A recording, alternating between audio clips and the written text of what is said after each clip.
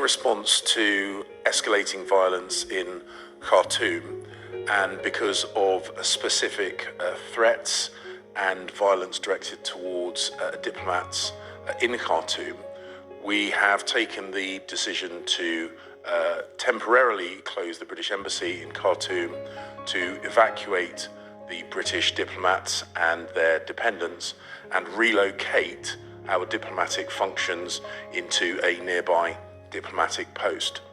We continue to work directly and through our international partners to call for a ceasefire and an end to this violence.